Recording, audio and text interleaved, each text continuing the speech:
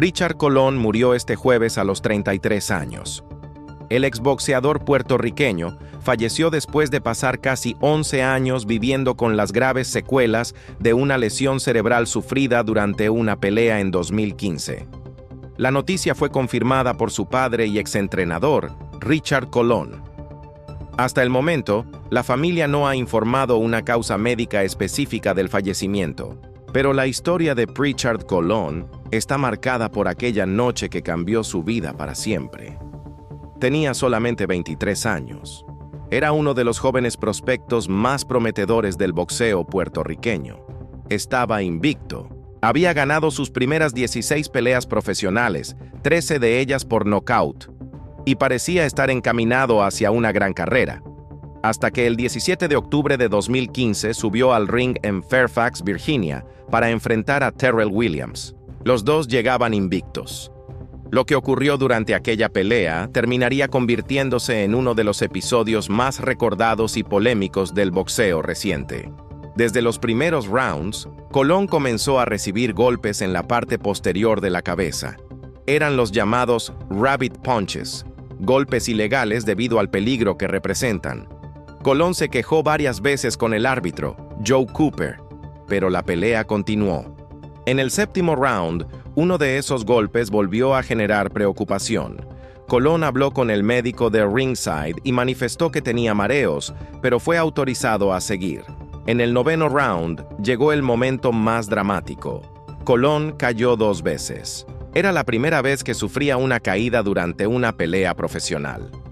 Después del round, ocurrió además una confusión en su esquina. Su equipo creyó que la pelea había terminado y comenzó a quitarle los guantes. Pero todavía quedaba un 10º round. Colón fue descalificado y Williams obtuvo oficialmente la victoria.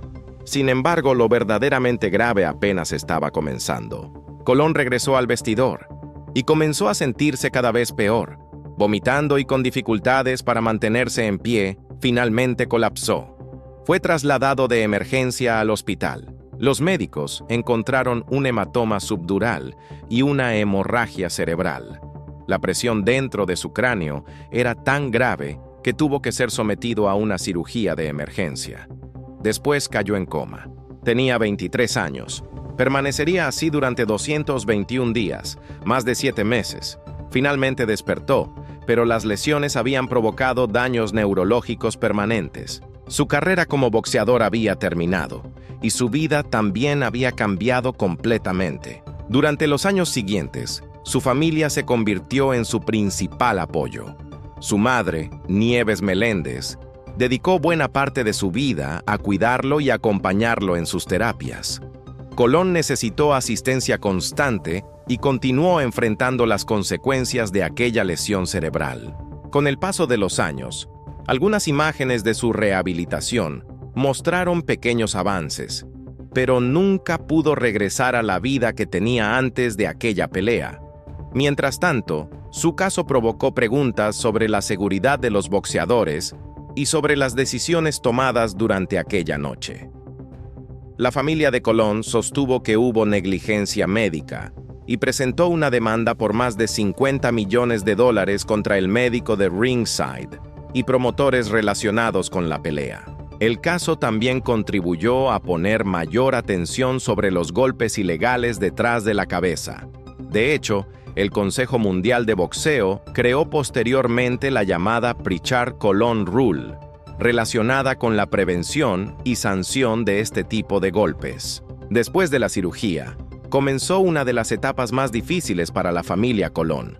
Richard permaneció internado en el hospital durante meses. Su madre, Nieves, y su padre, Richard, permanecieron a su lado mientras los médicos intentaban controlar las consecuencias de la lesión, pero durante mucho tiempo no había una respuesta. Richard estaba en coma.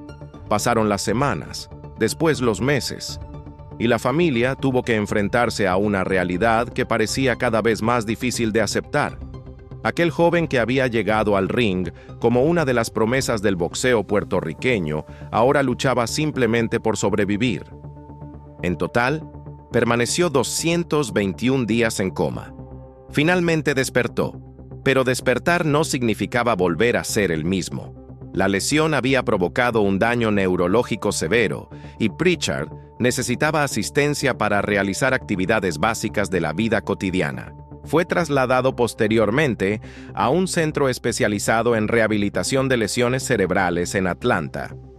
Allí comenzó un proceso que se extendería durante años.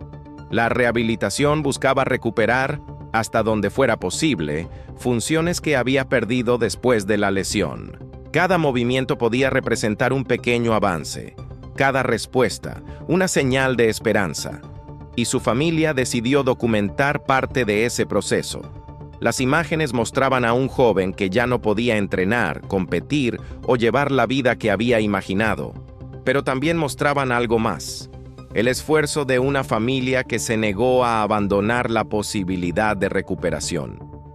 Pritchard nunca volvió al boxeo. Nunca volvió a subir a un ring. Su vida quedó ligada para siempre a aquella pelea de octubre de 2015. Mientras tanto, su historia comenzó a generar una conversación mucho más amplia sobre las condiciones de seguridad que enfrentan los boxeadores, porque el problema no era únicamente el golpe que había provocado la lesión. También estaba la pregunta de qué señales se habían presentado durante la pelea, y si se pudo haber hecho algo diferente antes de que Colón abandonara el ring. Y esas preguntas terminarían llegando incluso a los tribunales.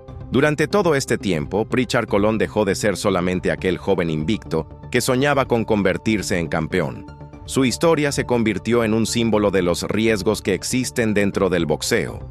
Una carrera que parecía destinada al éxito terminó después de solamente 17 peleas profesionales. Su récord quedó en 16 victorias y una derrota, pero las estadísticas cuentan solamente una pequeña parte de su historia, porque después de aquella última pelea comenzó otra batalla, una que no ocurrió frente a miles de espectadores. Una batalla por recuperar funciones, por avanzar en rehabilitación y, sobre todo, por seguir adelante. Este 13 de agosto de 2026, su padre confirmó que Pritchard Colón murió a los 33 años. La causa médica específica de su fallecimiento todavía no ha sido informada públicamente, pero su muerte llega después de casi 11 años marcados por las consecuencias de aquella noche de octubre de 2015. Pritchard Colón llegó al boxeo con la ilusión de convertirse en campeón. Tenía talento, tenía 23 años, estaba invicto y tenía un futuro que parecía enorme. Una sola pelea cambió ese futuro. Ahora, a los 33 años, su historia llega a su final. Pero también deja una pregunta que seguirá presente en el boxeo. ¿Qué se puede hacer para evitar que una noche sobre el ring termine cambiando una vida para siempre?